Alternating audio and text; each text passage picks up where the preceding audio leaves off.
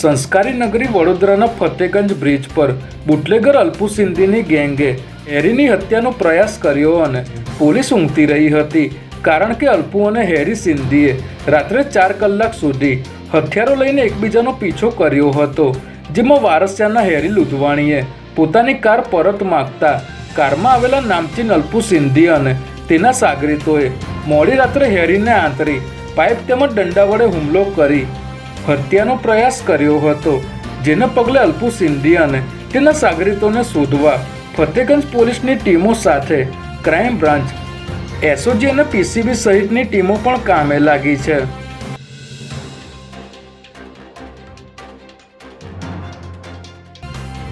દાણી લીમડામાં શાહ આલમ ટોલનાકા પાસે two wheeler અને રિક્ષા વચ્ચે થયેલા અકસ્માતના કારણે જામ થયેલા ટ્રાફિકનું સંચાલન કરતા ટ્રાફિક જવાન અને ટીઆરબીના જવાન સાથે રોંગ સાઈડ પર આવેલા એક્ટિવા ચાલક આરોપી નિખિલ સોલંકીએ ગાળો બોલી મારામારી કરી હતી. આ દરમિયાન પોલીસની પીસીઆર વાન આવી જતા આરોપી નિખિલને ઝડપી લેવાયો હતો. આ બનાવ અંગે આરોપી વિરુદ્ધ ટ્રાફિક કોન્સ્ટેબલ પ્રવીણભાઈએ દાણી લીમડા પોલીસ સ્ટેશનમાં ફરિયાદ નોંધાવી હતી.